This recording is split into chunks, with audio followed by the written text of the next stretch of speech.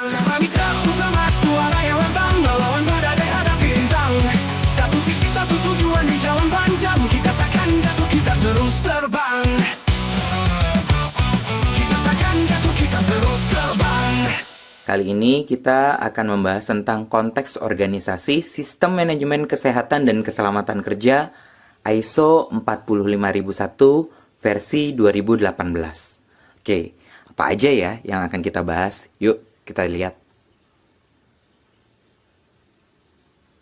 Oke, yang pertama adalah pemahaman konteks perusahaan, di mana perusahaan mengidentifikasi isu internal dan isu eksternal yang relevan dengan tujuan perusahaan, arah strategis perusahaan, dan kemampuan perusahaan untuk mencapai tujuan sistem manajemen K3. Identifikasi masalah internal dan eksternal dilakukan oleh semua bagian atau departemen. Oke, selanjutnya kita lihat di sini, kita buatkan tabelnya. Ini contoh aja ya untuk bagaimana cara kita memetakan isu internal dan eksternal dari berbagai elemen di setiap departemen. Oke, ini contoh. Pihak-pihak terkaitnya adalah badan sertifikasi, karyawan, pelanggan, dan vendor. Nah, di sini kita membedakan. Badan sertifikasi itu kan pihak eksternal, karyawan internal, pelanggan eksternal, vendor eksternal gitu ya. Nah, terus isu krusialnya apa? Nah, misalnya badan sertifikasi tingkat kepatuhan ISO, kalau karyawan itu kompetensi personil gitu ya. Pelanggan itu kualitas produk, terus kalau vendor itu kesesuaian spesifikasi dan tepat waktu dalam pengantaran kebutuhan dari material gitu ya. Nah, kemudian kita kaji juga nih resiko sama peluangnya. Ini jadi resiko atau jadi peluang? Kayak tingkat kepatuhan ISO itu jadi resiko atau peluang? Tentu jadi peluang ya. Nah, kalau kompetensi personil, ya ini jadi resiko kalau dia rendah ya bahaya gitu. Tapi kalau kompetensinya tinggi, ya itu jadi peluang untuk menentukan competitive advantages dari suatu perusahaan gitu ya. Nah, terus kualitas produk itu resiko, kesesuaian spesifikasi dan tepat waktu itu resiko. Nah, ini kita memandang sudut resiko sama peluang itu ya bergantung dari sisi mana nih kelebihan yang kita dapatkan gitu ya. Gitu. Nah, terus di sini pengaruh terhadap prosesnya bagaimana? Nah, ini badan sertifikasi itu tingkat kepatuhan ISO-nya berpengaruh terhadap semua proses. Kompetensi itu juga termasuk ke semua proses. Tapi kalau kualitas produk itu berpengaruhnya pada tingkat kepercayaan pelanggan sih lebih tepatnya gitu ya.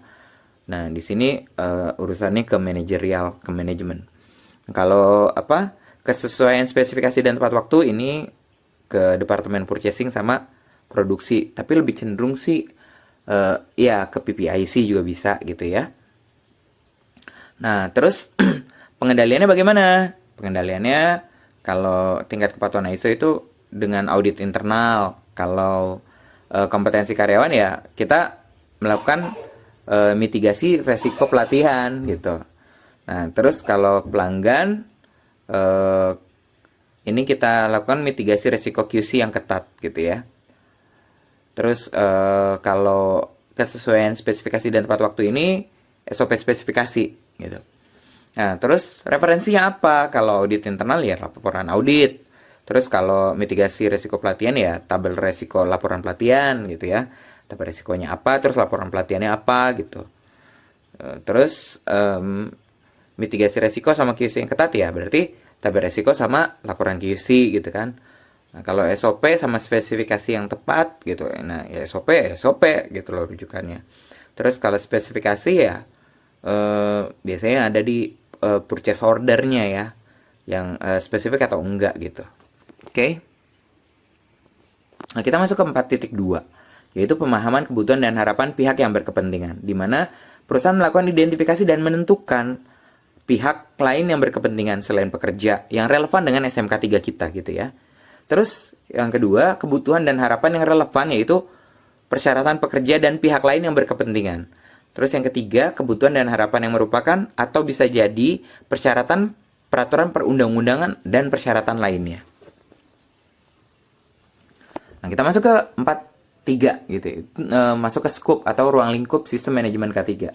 Di mana perusahaan menentukan ruang lingkup penerapan sistem manajemen keselamatan kesehatan kerja dengan mempertimbangkan yang pertama, hasil identifikasi isu internal dan eksternal perusahaan. Yang kedua, kebutuhan dan harapan pihak-pihak yang berkepentingan. Yang ketiga, kegiatan yang direncanakan atau aktivitas-aktivitas terkait yang dilaksanakan. Nah, ruang lingkup sistem manajemen kesehatan dan keselamatan kerja ini atau sistem SMK3 ini diterapkan pada semua proses operasional mencakup aktivitas, produk, dan layanan perusahaan. Nah, kita masuk ke 4.4, di mana sistem manajemen keselamatan kerja itu sendiri gitu ya, SMK3 ini sendiri.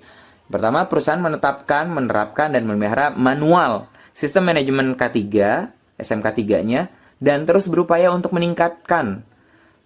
Kemudian manual SMK3 ini di dalamnya memuat semua prosedur yang diperlukan untuk interaksi perusahaan sesuai dengan persyaratan standar ISO 45001 versi 2018. Oke, itu saja.